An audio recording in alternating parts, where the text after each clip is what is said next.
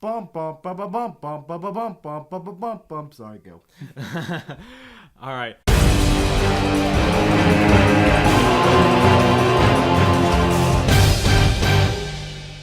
What's up, guys? This is going to be our review and breakdown of the season 7, episode 6, Beyond the Wall episode, man. the penultimate episode of season 7, and man, probably the best. Some of the best memes and Memes and just everything has come out of this episode for this season. Just, But this was a total fan service episode, though. Holy bruh. It was. This set the stage for a pretty.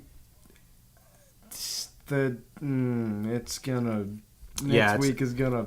Yeah, next It's week is one gonna be pretty good. hell of a finale, ladies, gentlemen, and children. So Yeah, I mean, it's kind of typical Game of Thrones fashion that the second to last episode's always kind of like where most of the stuff goes down. I mean, there's always something pretty explosive in the finale. I'm pretty sure no one expected. Wait, you're not about to give away a spoiler from this episode, are you? Never. Dang it! I thought we could talk about that. Well, Never mind. we're gonna go in order. Okay, we'll sorry. get to it. We'll get to it. Okay, I'm sure you were talking about. You know what? Yes, I know what you're talking about, but we're getting there. That's down the list. So Talk about it. we'll get. All right. So start things off. We had the big, well, not big, but it's kind of like the cold open with Winterfell. We see, basically we see Arya and Sansa's interactions, and Which are growing more and more awkward as the days pass.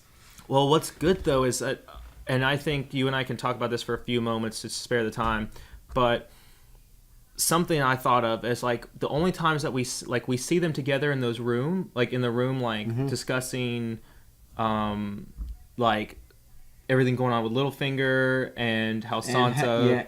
And how Arya just doesn't trust Sansa. She thinks that she's still the pampered lady that she was in like that the she first couple was. seasons. And yeah, I mean she has every right to think that, but I mean the thing is neither one of them understands because they come from different points of Sansa was the lady who was wanted the attention, wanted to marry the prince and live the life and have the kids and while whatnot. Arya wanted to wanted to be a knight. She said so. She wanted to be her father. Yeah, and I mean, and on top of that, Arya doesn't know what Sansa's been through. Well, and Sansa doesn't know what Arya's gone through, and I think they're trying to understand one another, and they're really not taking the time to really comprehend that both of them have been through a lot since season 1. And they just won't,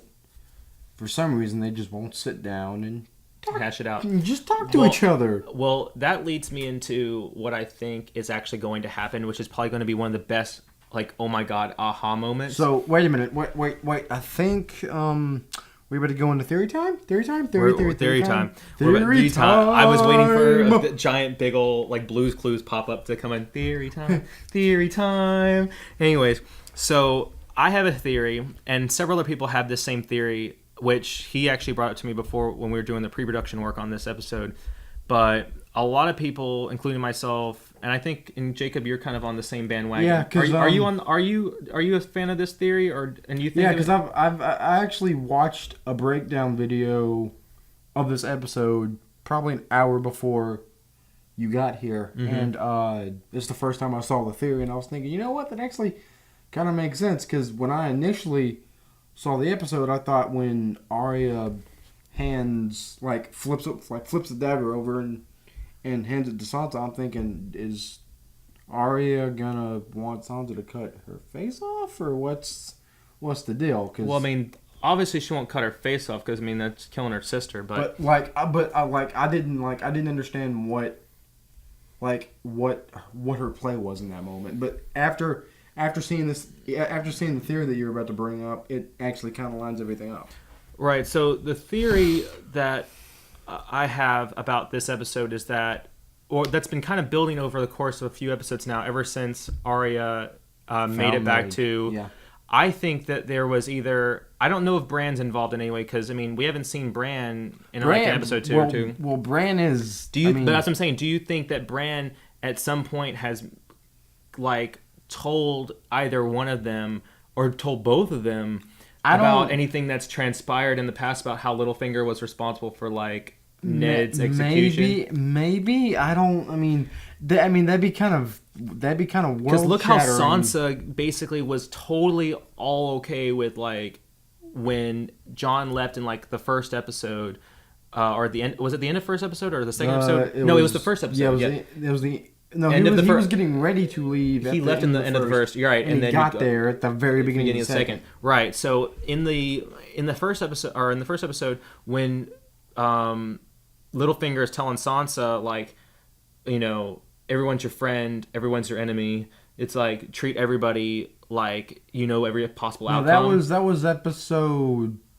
No, that was right when Sansa was first in charge of Winterfell. Yeah, after he left. But that was like beginning of season episode 2. I mean, no, because that was Jon was just freshly gone. Because it happens right before, or literally seconds before Bran shows back up. So was that episode 2 or 3? I think that was 3 because I think Sansa showed up the episode before, and then we had Bran the episode after. No, reverse. It was Bran the second episode, and then Arya the third episode. Yeah. Okay, so then it was the second episode. If we're wrong, guys, tell us. Yeah, let us know. I'm pretty sure we have those facts straight. But anyways, getting back to it, I think they both know that Littlefinger is full of crap. Mm-hmm. I think they both know that they're getting played. Sansa, and here's another thing. Said so. Well, yes, but we saw that Cersei sent a letter to.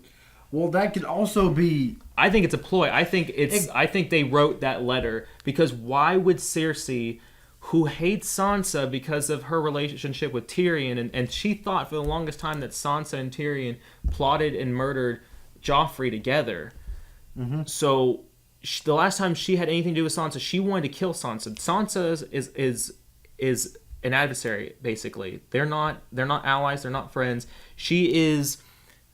Sansa is the leader of the North right now in terms of placement, and so the only thing that because with Cersei being queen of the Iron Throne, queen of the Seven Kingdoms, but the queen that sits on the Iron Throne, she's technically supposed to be in charge of the North. Mm-hmm. She's supposed to be. She's technically the Warden of the North at the moment, but right. So. Exactly. So the problem is that. So why would Sansa accept an invitation to go to the North? It could either be it was a ploy to get Baelish to think his plan's working, but also it could be an actual invitation considering the things that are going down in the next episode. But here's the thing, though: Cersei doesn't know, as far as we're concerned. Cersei doesn't know about Jon leaving for Dragonstone and meeting with Daenerys and all that. The last thing she remembers sending at the very beginning of the season was when she announced and she found out that Jon was the king of the North. You're also forgetting about the armistice. Right, but that's what I'm saying. But that's what I'm getting at, though, is that if Jon is technically, in her mind, not Sansa, but Jon is the king of the North. That's what I'm saying. So why would she should be sending that letter to Jon to come to the armistice? Not Sansa. Yeah. So that's why I think that they're playing Littlefinger right now, and that's to get Brienne to go away, so that way there's no one to oppose. Like if Littlefinger shows up, there's no one to protect Arya and Sansa. If he tries to get the little, there actually is someone to protect Sansa. She said it during the during last season. No one, which so happens to be Arya. So right, and so Arya's probably going to kill Littlefinger. I'm hoping. Or Brienne. No, but someone's going to kill. Someone's going to kill Littlefinger. This is what I would like to happen. I would like Sansa to kill her. I mean, kill him. If not, somehow, some way, Arya wears Sansa's face and kills him. But she has to be dead for that, so that's not going to happen. But I really want Sansa to off him. Like I'm surprised Arya. I think Arya deserves it more just because Arya. I mean, he's a creep, yes. I mean, unless they both take turns, stab, killing him. Stab. But seriously, but Arya, because the fact that she had to watch her father die, Or I mean, at least she was there for his I mean, execution. they both were though. Yeah, but like, you know what I mean? Like, I mean, they both have equal whatever, but I feel like it'd be better to me for Arya. I think because she her list and everything. I think it would just be it'd be way more cathartic to have Arya do it. But anyways, we've kind of gone off on a tangent for that. I think we both agree. I think this is a ploy. They're using the letter. They're doing a fake letter. They're trying to make it look like their defense is down, that they don't have anyone to protect them. They might actually. And then Bran's going to show up with either some wildlings or somebody, and she's going to have. And then once she takes out Peter, because he's Lord of the Vale, once she takes out, then she'll have the entire North under her rule, or the North. At least everybody in the North will then be allied towards. Because if they find out that he was the one that betrayed Eddard Stark, then they'll be like, "Oh my God, look at you! Good thumbs up to you! You figured out the mole." Everyone's gonna rally around the North again, and so you're gonna have this strong bond of every house in the North being allied with Jon and Sansa. Ready for the Night King to roll on over. Right. But just to go off from there, then we spend a few moments in Dragonstone. It's just one pivotal scene. It's literally like five minutes of exposition. I mean, it's basically Tyrion saying, you don't need to be leaving and going to help Jon. And also you're forgetting about another pivotal scene that happens is they're in the map room, Tyrion and Dany, and Tyrion is pretty much saying, "I'm trying to serve you for the long term." I've been thinking about your line after you break the will. Who's gonna keep going? Who's gonna stay? Who's going to ensure that the will stays broken? And Dany confronts him and pretty much says, "You've been thinking about who's going to be on the throne after I die. Is that what this is?" And he says, "Yes. And I know you can't bear children," which they were kind of hammering us over the head with that this entire episode. Well, I can guarantee you that. I mean, they're going to have some way that basically nobody but nobody outside Targaryen blood can basically like father any children with her. So I think that we'll have it to where which it's inevitable when she gets together with Jon, baby Targaryens. I think you're gonna have that running tradition of keeping the Targaryen bloodline pure, but they're not gonna know, or at least they're not gonna know until they're already like in love or yay in marriage. Not creepy at all. Like, my thing is, at least, like, it's definitely not Luke and Leia, like, cringeworthy. It's like... You mean Cersei and Jaime cringeworthy? Well, I was trying to go something a little more PG, but, I mean, yeah, that's fair, too. It's not Cersei and Jaime, like, twin brother and sister. Well, Cersei's insane, like... Yeah, I mean, she's that crazy girl that you never called back in high school. Like, we get it, but to me, Dany and Jon are a little more. They've had no life. They just met. They've had no life together. They didn't grow up together. He's lived his life as a Stark, and he just happens to be raised by wolves. So basically, there's no real kind of like weird tension between them. It's just it'll be natural, at least for them to get together until Bran says, "Hey, Jon." My thing is whatever. I mean, it's Game of Thrones. They'll probably find some way to convince you that it's okay that they're together, which I really don't have a problem with it. I mean, that's out of all the incestual relationships they can have in this show. That's the one that I can let them let slide. Everyone's like, "Yeah, okay, we can let that slide. We can let this go." But so, anyways, now we have the basically the Magnificent Seven of Game of Thrones. Samurai, Magnificent Seven, whatever you want to call them. Jon, Tormund. We're gonna throw it off. Jon, Tormund, the Hound, Beric Dondarrion. We have my boy Jorah Mormont. Captain Friendzone. Gendry. And we also have, you said Tormund, so we also had and you said Beric Dondarrion, so the last one would be Thoros of Myr. Wait, but that's only 6. Oh, wait, so hold on. Jon the Hound, Beric, Thoros, yeah, Jorah, Gendry, and Tormund.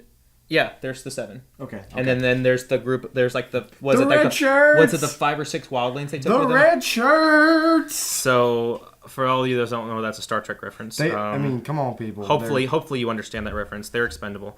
So They're very much expendable. So they make it. They go beyond the wall from Eastwatch, and their purpose is to capture a White Walker and bring it to Cersei so they can prove. Oh, and Dany too, technically, to prove that the White Walkers exist and that they're a threat.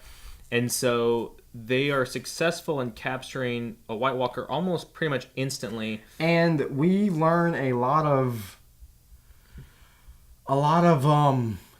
information from that ambush, because it looks like a scouting party with a White Walker and 8 or 9 whites, something like that. Right. Well, it's basically all the White Walkers are what transform whenever they bring up people who have died and bring them back as more walkers for their army.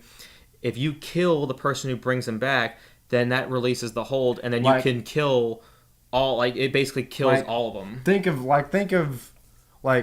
to make it basic. Think of Avengers. Avengers, or I was gonna go with a queen bee and a beehive situation. You go for the leader. You kill the queen bee, and all the other bees die off. Well, I mean, they just go. Well, in bees, they more or less freak out. You know, I don't think they don't die necessarily, but it's the same concept. Is that basically you take out the higher up, and then the rest fall like dominoes. But anyways, kill the White Walker, the whites die. Right, it's that simple. So they basically were lucked out when they struck down that one Walker general-looking guy. That's the. And they basically all of them fell except for one. That's convenient. Was it the Hound? Wasn't it? I mean, no. Tormund's the one that sucker punched it. No, but the Hound was the one that jumps on him and lays on him. Right. So they all just come storming through that hole. You're right. Anyway, so but then they send right after they have the undead bear attack, and after they capture the White, they basically send Gendry. How are you doing? I just got attacked by a dead bear. Well, no, like they sent. I mean, dude's been rowing for 3 seasons now. We're gonna send you on a 3-season run. No, Gendry is basically the Westerosi version of Forrest Gump. Of Flash. Like he is definitely the fastest man alive, because he runs from run Gendry, run Gendry. So okay, Harrison Wells. So they send Gendry over. Which was really great, because you just see Gendry just like hoofing it, and like I love how he's just like, you're not gonna run for what did the Hound say? He said, you're not gonna run for piss with holding that warhammer. He's like, give me that hammer. He's just like he didn't want to get, because he had been holding onto that hammer that entire time he was smithing. But so finally he's running off back to Eastwatch so that they can send the Raven to Dany to call for help. AKA just throw out a cell phone call real quick. So throw the cell phone to Bay. That's basically what the Ravens are at this point. Are just like Anyway. Okay, stop. John was just wanting a reason to see Khaleesi again.